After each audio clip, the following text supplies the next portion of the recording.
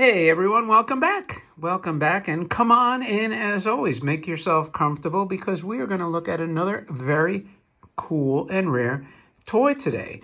Now, before we get started, as always, make yourself comfortable. Grab that favorite beverage of yours. Maybe it's coffee because it's morning where you're at. A nice steaming latte, or just black, or maybe just cream with 1 teaspoon of sugar. Or if you're late at night where you're at, you can do what I'm doing. This is a late afternoon video for me, and guess what? I just had dinner, and I'm having a Stella.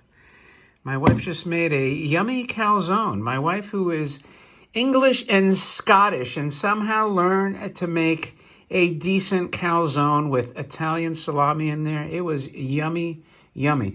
Anyway, so if you're comfortable in your chair, ensconced in your lazy boy, in your cubicle, your workstation, your kitchen, your living room, your cafe, your Starbucks, whatever it is, we're going to talk about the Blue Astronaut. This is from the Alphadrome database. I'm showing you because I don't have the box, and I'm also showing you this, what I believe is the more common version of the blue one. But a few years ago, an astute collector named Marcy D showed me the more unusual, rarer version of the blue one that is ubiquitous in reproduction circles, but not so much in the vintage circles. So, also to rest assured that we will always be focused on toys, especially robots and space toys. That is the focus of the channel. So I'm going to pan around. And by the way, don't ask me why. I had a hankering, a craving. I don't know, maybe I'm identifying as a pregnant woman who's craving hot tamales for this video. Because, yep, I said to my son, dude, if you're out, grab me some hot tamales. Don't ask me why. I had a hankering for those things. So before I go there, I want to pan around here and just show you one thing. That is my haul from the recent Bertoia auctions, right? Not including this spaceman that came from there. So I will set up the camera now, and I'm using a lower base, so hopefully it'll stay steady.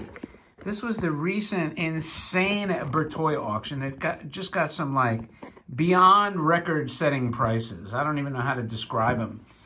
Let's see if I can get this camera to stay, because see that whatchamacallit, that jellyfish floating there. That's usually my base. Well, no, that usually holds my camera up. So let's see if I can get the camera to stay up without it, or else I'll have to move that. I just thought it'd be a cool background piece. All right, for now, it's working. So anyway, this came from that aforementioned auction, which is the Monique Knowlton collection. And as you see here, they did it a little differently. They have, let me see if I can move this out of the way so I can see what I'm showing you. Oofa, there we go. So that was on March 11th and 12th. And this is like a sticker. Usually, I think they kind of print it on there. So it's kind of like a glossy sticker, and then they wrote the 373, the lot number on here. It wasn't really tied because this was the length of the string. I don't know what they would have tied it to. So, get all fidgety spinning. And this Blue Astronaut, right, has the Yoshiya. It just has a different face from the more common blue, and it just has a really cool pattern.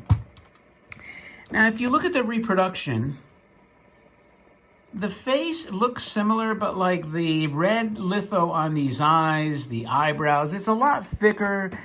There's a lot less white in the eyes. You know, it's just one of those things where the details matter up closely. Everything, you know, when it comes to lithography, right, one of the things you'll notice, for instance, like the rings here, the thickness of the rings might be a little different.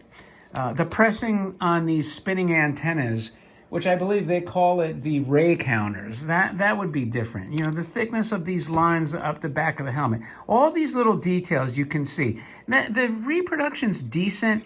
It's just not as refined and polished and cool looking as this. So this is your general body here. The blue is beautiful. I mean, this is almost like that ink blue that Comet Toys used. But here's the, if you want to know, how do I verify that my toy is original? And let me see if I can get out of the way here.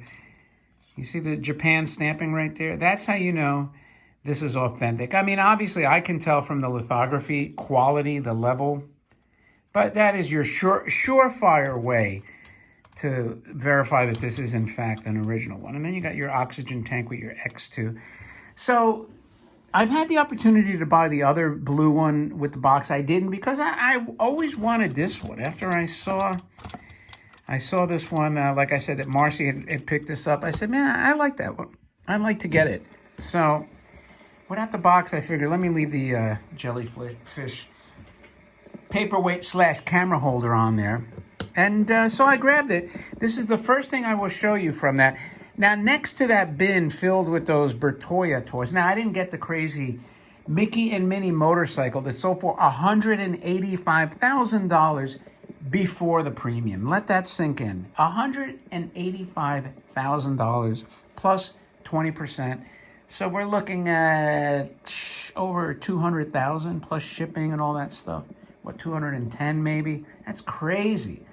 Crazy. Thank God I didn't buy that. Well, I mean, if I had the funds, I guess I would have been happy if I was like a Mickey collector. So anyway, typical crank action. Let's crank this guy up.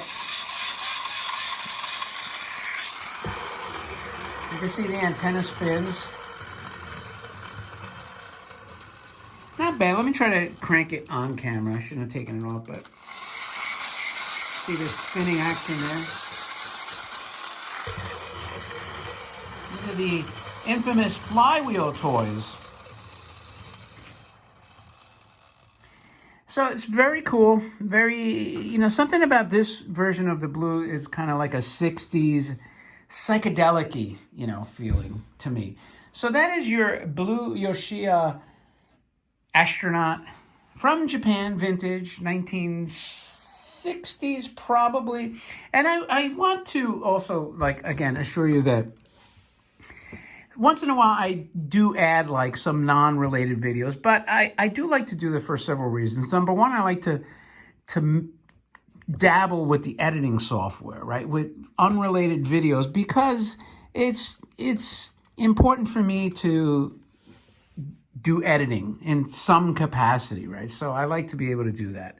And, you learn new tricks. Now, when the collection's open and has a professional website, I will probably let the professionals handle it, but only to a degree. When you have, I probably have well over 1,000 toys, so it's not practical and even cost-effective to have people have to, charge you that kind of money to do it. So I do have to, be able to do some of these things myself. But also, it's nice to expand, and maybe there's a possibility sometimes that you could retain some of that audience that sees something completely unrelated and says, you know what is this weird crap over here? Man, this stuff is cool. So I do like to expand, the demographics for these toys, because that's really kind of the name of the game. That's why I'm doing this to begin with. There's going to be probably a lot of people when the collection is open publicly that will see these things for the first time. They never saw them before. So, it's a two-pronged strategy, maybe 4 prongs. Who knows? There's a lot of prongs in this strategy. So it's not that I lose focus or deviate, but I do like to expand the reach, and I want to get people interested, and for no other reason, just to expand the hobby. That's it, just the interest in the hobby, for the sheer enjoyment of it alone, and no other motivation, no financial motivations or anything like that. So that's it. But anyway, as always, I appreciate your time. And if you like this crank astronaut, I think he works pretty good. I think he works a lot better than the reproductions. Thumb up the video and leave a comment. Let me know what you think. Again, thanks again for joining me. Always appreciate your time. And with that, I will talk to you later.